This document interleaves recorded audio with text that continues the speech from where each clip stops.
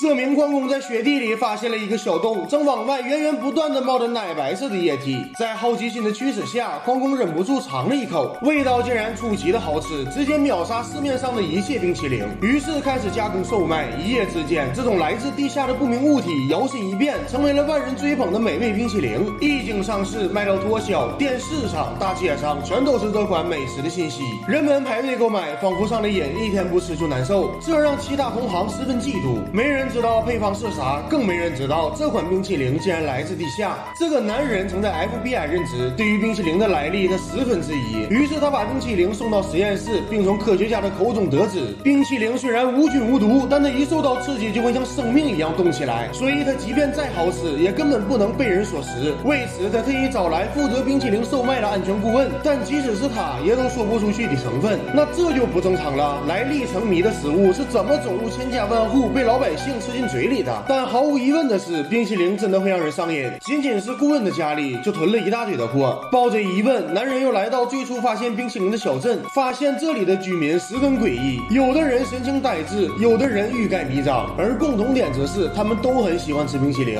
这时，居民的体内竟然发出了奇怪声响，他说是肚子疼，离开去上厕所。然而片刻过后，男人听到了倒地的声音，推门一看，发现冰淇淋从居民的嘴中冒出，并像有了生命一样爬上窗户逃离仓库。男人第一时间追了上去，可冰淇淋却不翼而飞，取而代替的是一群手持武器、疯疯癫癫的小镇居民。一番搏斗后，男人将居民们全部放倒，发现他们的体内竟然满是冰淇淋。事后，男人分析推测，凡是吃过冰淇淋的人都会被进行改造，最终失去意识，沦为一种非人的可怕生物。他果断找上冰淇淋的老板，可对方只是个谋取暴利的商人，根本不关心人们吃了会怎样，还对冰淇淋的来历遮遮掩掩。通过调查，在卖冰淇淋之前，老板名下只有一座矿场。他敏锐地意识到这个矿场中有他想要的答案。与此同时，科学家拿出了一份报纸，上面刊登着男孩大闹超市、打砸冰淇淋货柜的新闻，这让男人十分担心男孩的遭遇，怕他被非人生物袭击。这种冰淇淋太过可怕，男孩打开冰箱找吃的，发现冰淇淋竟然像是有了生命般一动一动的。男孩当即没了食欲，他喊来爸爸，可下一秒冰淇淋却自己爬回了盒子里。无论他怎么解释，爸爸都认为他是在撒谎。到了第二天，男孩来到超市内，他打翻了货柜上的所有冰淇淋，他想提醒大家，这种冰淇淋有问题，千万不要再吃了。可大家都把他当作疯子，纷纷阻止他继续破坏。然而男孩挣脱众人，又找来一根长长的棍子，继续破坏这款冰淇淋。没有人听他的警告，而面对大家的不理解，男孩却始终坚信这款冰淇淋一定有问题。当他回到家里，更诡异的事情发生了，一家人竟对冰淇淋上了瘾，几乎无时无刻都在吃，还让男孩也加入。他果断拒绝，并打翻了妈妈手里的冰淇淋。向来明智的父亲一反常态，对着男孩一顿臭骂。渐渐的，一家人越吃越多，他们会在看电视的时候吃，聊天的时候吃，很快就连垃圾袋都装不下了。同时，男孩一直担心的事儿也终于来了，家人彻底疯狂，逼迫男孩一起吃。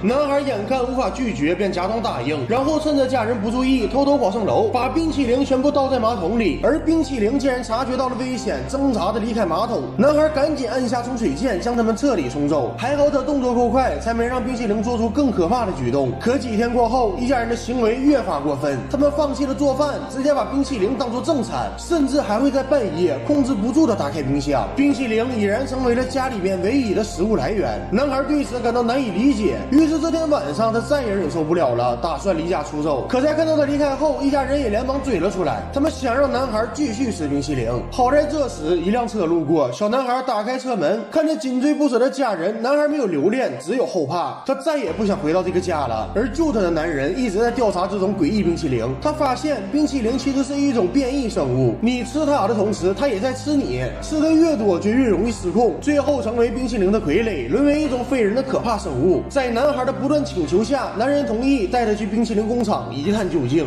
你见过会动的冰淇淋吗？简直太可怕了！男孩从梦中惊醒，险些被这团巨大的冰淇淋吞食，还好他的速度很慢，男孩才逃离了飞机。而另一边，旅馆里的男人也遭到了冰淇淋的袭击，万幸女人急中生智，利用酒精点了男人脸上的冰淇淋，这才救下了他。而后两人亲眼目睹了可怕的一幕，冰淇淋活生生吃掉了一个人，哪里还敢待下去？两人迅速逃离了旅馆。逃跑前，他们点燃了房间，着火的冰淇淋竟发出了刺耳的尖叫声，而生产这种冰淇淋的工厂还在井井有条的运行着，工人们熟练的将冰淇淋打包起来。但诡异的是，一旁的冰淇淋一动一动的，还在时不时的呼吸，就像是有生命一样。然而这里的工人依然装作若无其事，把冰淇淋装进杯子，经过层层包装，他们会流向市场，最终被不知情的大众吃进肚子。这边男孩和男人会合，来到了冰淇淋的原产地，发现这里的冰淇淋竟然全部产自地下，数量多到可怕，宛如某种变异生物，会呼吸，会活动，十分令人作呕。可如此诡异的冰淇淋就这样毫无加工的被送进工厂进行包装。男人忍无可忍，趁机偷袭，一拳打倒运输工人，然后抢走他们的运输车。后面的另一个工作人员虽然想追上来，但男人是个练家的，又是一拳将对方击倒。拿到车后的驾驶汽车冲破了工人们的阻拦，载着男孩和女人逃出了这里。事后经过研究发现，这种冰淇淋不仅会动，还会让吃下去的人神志不清，因为你在吃它的同时，它也在吃你，吃的越多就越容易被控制，最终沦为傀儡，彻底丧失自己的思想。男人知道不能再等下去了，他联系上军队，第一时间对工厂发动袭击，想要反抗的工人被乱枪打死，可流出的不是鲜血，而是奶白色的冰淇淋。